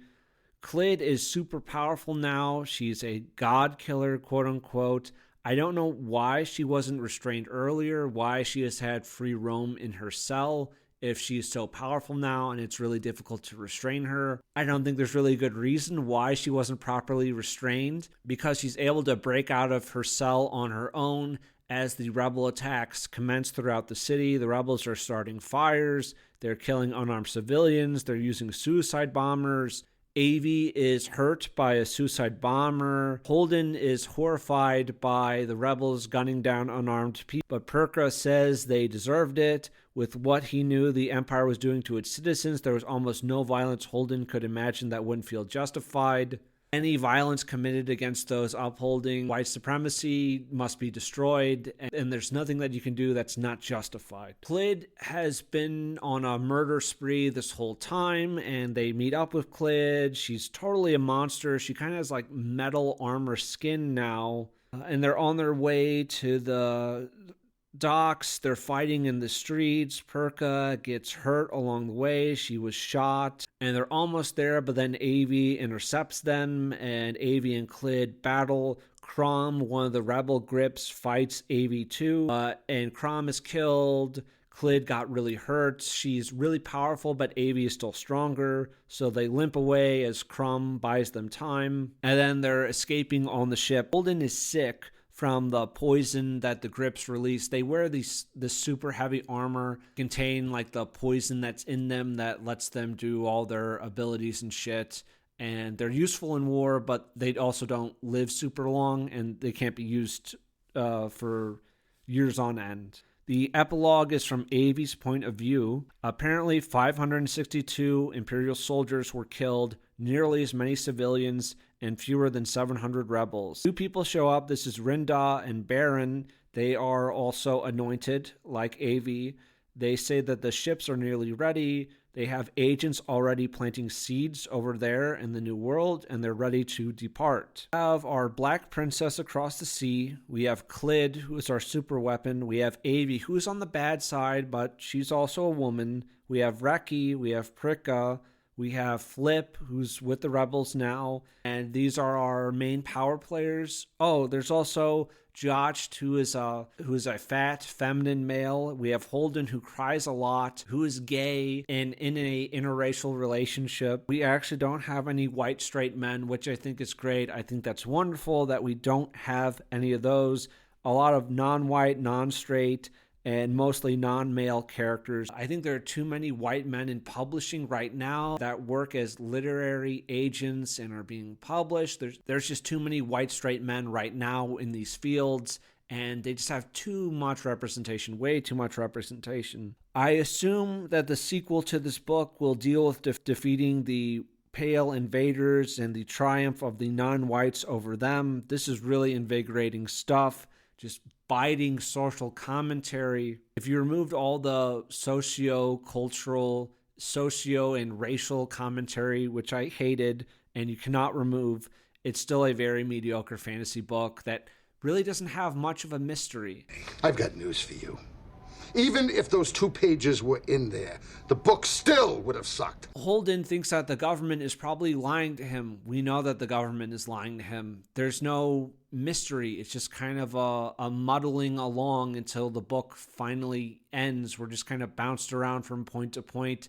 It doesn't feel too much like our characters are driving the story. Rather, the story is driving them, really. I don't really give a shit about any of our characters as well. It is odd that our books, that all 3 of our works have very similar plots. Cop uncovers thing. It's not as simple as it looks. The rebels / the oppressed class that is being blamed for it are not responsible, but actually the evil white government is responsible. Not really much of a mystery at all. Holden shouldn't be alive. That I think that's such a misstep. That's really just badly done. Holden should not be alive.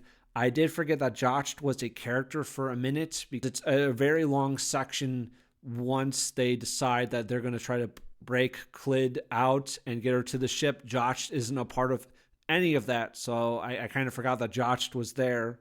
There's a bunch to rip apart in this shit. It is interesting that a leftist can also determine that globalism is wrong and that culture is racial, it's ethnic. You can't have Imperials in this book try on attire from the Southern Islands and have that be authentic. However, I don't think Daniel Greene would make the same comparison to non-whites coming to European countries and dressing and speaking like Europeans, and therefore they are Europeans. I don't think he would be opposed to that. That's totally fine. White people don't have a culture. I don't think he would make the claim that whites have a right to their own lands and culture and identities, and non-whites can't be a part of that. For some reason, I have my doubts that he would agree with that. Yeah, I got all these books from Anna's archives as PDFs. The first 2 books are already free. Daniel Greene provides them, so that's something. If you want to read or listen to these for free, I just don't think they're very good at all. They're not compelling. Like I said, if you remove all the social stuff that I hate, what are you left with? Mediocre characters, not really mysteries. Yeah, there you go. Witch's Sin is just too bloated to be a thriller. It's like cyberpunk-y, quote unquote. Vampires 100% should be just genocided.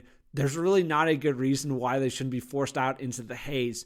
Fucking demons speak to them and tell them to eat human beings. And yet, vampires are the oppressed class and we have to root for the vampires. What the fuck? I don't know. And for some reason, I don't think our white, blonde-haired Christians are going to be the good guys in that story. I think maybe Jordan the Witch will be a bad person, but the vampires will still be good. The vampires who desire human flesh and blood will still be the people that we have to root for. And the people that are against that are just really bigoted. So, yeah, these sucked. I don't know what I was expecting from the top booktuber. Is he the top booktuber? He's certainly up there. But woe to Daniel Greene. One day he just showed up in my recommendation page, and I knew I hated him after only watching one of his videos. So I was really looking forward to this. I'm glad I do it. I like doing these drive-bys. I think they're fun. I already have my next booktuber picked out, so I'm really looking forward to that. Yeah, these books were just shit. They just were shit. That's all I have for you. The next drive-by probably won't be for a while. Isn't that unfortunate? But if you're interested in dark fantasy, if you like Irish mythology, I have 2 books that are free. You can go to my Substack and read both books entirely for free. There's some artwork. Each book has artwork within it, some black and white images. There's book 1 and book 2 of my series called Dullahan. Book 1 deals with Neve, who is this young girl who tasked this man Dullahan and this talking head pig to find her father while there's this war going on. There's some mystery. They're traveling around. They're fighting monsters. They're uncovering more about their past. So if that sounds interesting, you can check out book 1 and book 2 completely for free on my Substack. I would not look at book 2 because there's extremely heavy spoilers. If you have any interest, I would start with book 1 and then go from there. But that's all I wanted to say. Thank you for watching, and White Pill Media out.